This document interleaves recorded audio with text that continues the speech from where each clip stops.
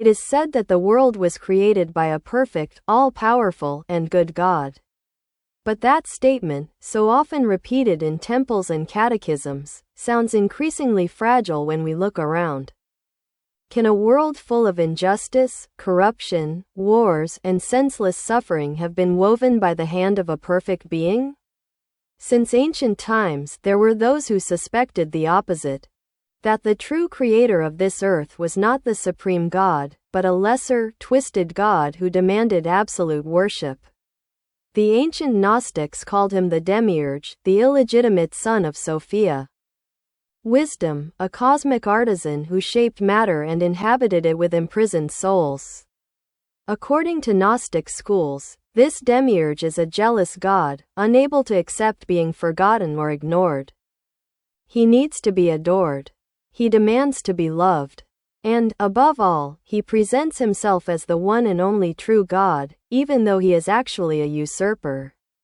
His mask changes with the times and culture. But his essence remains, to keep humans under his spiritual dominion. The most unsettling clue is that in different traditions, the idea of androgyny appears as an essential feature of the divine. Jewish Kabbalists asserted that the supreme God was androgynous, containing both the masculine and the feminine within himself as an indissoluble unity. Centuries later, in the highest degrees of Freemasonry, some initiates recognized a divinity with the same features, a god with a phallus and breasts, a symbol of fertility and power. Represented in the figure of Baphomet, a hybrid being, with a goat's head, female breasts, and ritual gestures. His right hand, raised with the index and middle fingers together, is eerily reminiscent of the same hand position of Christ in dozens of Byzantine icons and Renaissance paintings. A coincidence, or an echo of the same ancient source? Freemasonry, for its part, preserves another trait that seems to confirm the spirit of the Démiurge. On its altars, the Bible, the Quran, or any other sacred book can be placed, regardless of the member's religion. The only thing they do not accept is atheists. It is essential to believe in a God. That is precisely the Demiurge's desire, to be worshipped. He does not tolerate rejection or being forgotten. He prefers 1,000 names to total absence. The connection to humanity is even more disturbing. Because androgyny is not limited to theological or esoteric speculations. We humans ourselves are. In our constitution, androgynous, we carry both male and female hormones, and in our behaviors, we show traits, drives, or inclinations that cross that boundary. Psychological androgyny. Attraction to the opposite or similar, an interest in roles that do not fit traditional gender molds. All of this seems to be a reflection of our affiliation. It is no coincidence. If we were created by an androgynous being, we carry that same mark within us. And here the paradox arises. As a son of Sophia, the Demiurge is not entirely evil. Something of justice, goodness, and light seeps into his work. That is why humanity carries a dual nature, a luminous spark that drives us toward love, solidarity, and compassion, and a dark side that drags us toward selfishness, violence, and domination. Our entire life is a journey between these two paths. Who, then, is that God that so many religions claim as supreme? The true Father who transcends matter? Or the old androgynous artisan who claims us as his own? The truth is that in all cultures, from the Kabbale to Freemasonry, from Gnostic myths to official theology, there are echoes of the same figure, a jealous creator who demands worship and whose image, whether as a goat, as Christ, or as the Lord of hosts, slips into the altars of the world. Perhaps the Gnostic heresy was not so much a mistake as a warning. Perhaps we are still worshipping a lesser God, mistaking his jealousy for perfection, his demands for love, his gestures for blessings. And meanwhile, the true God, the one from whom Sophia was a flash, remains hidden, waiting for his creation to finally awaken. If we look closely at history, The pattern repeats. Empires that proclaim themselves eternal end up buried in dust. Leaders who believed themselves to be gods are forgotten or cursed. And institutions that presented themselves as bearers of light are transformed into machinery of subjugation. Nebuchadnezzar, Rome, the caliphates, the crusader kingdoms, the colonial powers, all, without exception, repeated the same obsession of the Démiurge. It's not enough to rule, one must be adored. The echo of that figure has not disappeared. Today, we see it in nations that advance on others as if they were pieces on a board. Russia seeks to devour Ukraine with the same arrogance with which Babylon razed Jerusalem. China eyes Taiwan with the logic of the absolute right of the strong over the weak. Israel pushes Palestine into an increasingly narrow corner, confident that might absolves it of all limits. And amidst these tensions, international bodies, which should restrain the tyrant, prove to be powerless, beautiful in their speeches, fragile in their actions. The feet of the clay colossus.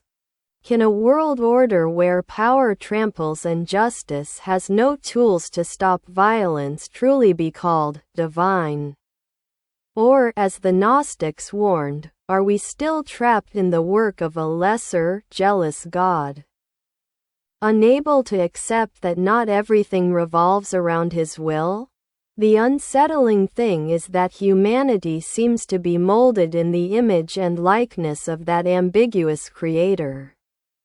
We are capable of love, compassion, and beauty, but also of barbarism, cruelty, and devastation. We build hospitals and concentration camps, universities and nuclear weapons, cathedrals and segregation walls. We carry within us the spark of Sophia and the shadow of the Démiurge. And perhaps therein lies our tragedy and our hope.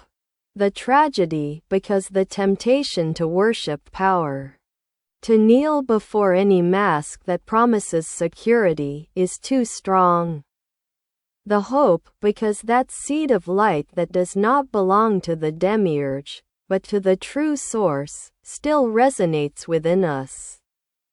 Perhaps the true awakening is not to await an apocalypse with trumpets and angels, but to dare to recognize the trap. To say, not everything that is proclaimed divine is so. Not everything that is demanded as worship deserves to be worshipped. The Gnostics were silenced, persecuted, and reduced to heretics. But they left a warning that crosses the centuries like an uncomfortable whisper. This world is not the work of the perfect God. And as long as you don't remember it, you will remain a prisoner. The question is whether we want to listen to it, or if we prefer to continue worshipping the masks of a jealous artisan, believing them to be the face of the eternal Father. They say every empire begins with a myth, and also that every end needs a story to justify it. In the shadows of the great powers, among security councils and negotiation tables, beat invisible pulses of groups with a strange faith. They believe the world must be broken to be rebuilt. They are not content with managing power but see themselves as agents of a greater destiny, guardians of a transcendental mandate. Their vision is not political in the conventional sense. It is religious, almost Gnostic. They imagine that the apocalypse is not a risk to be avoided, but a door that must be opened. In their projections, after the fire will come redemption. After the catastrophe, a smaller, purified, docile humanity will emerge in the face of the promise of an earthly paradise. And for this, they dream of a conflagration that will divide the world into the chosen and the discarded. The problem is that this mystical logic does not stay in hidden temples or forgotten books. It filters into real geopolitics. Some of these groups are embedded in financial elites, technology corporations, and military laboratories. The idea that collapse is necessary works as a slow poison. It guides decisions, justifies preemptive wars, and even encourages demographic and environmental policies that, disguised as rationality, hide an echo of that apocalyptic hope. Is contemporary international politics just a struggle of economic and territorial interests? Or are we, without knowing it, trapped in the script of a much older myth? And the Démiurge is perhaps that God who only protects his chosen ones, while the rest of us are reduced to shadows in a story we never wrote?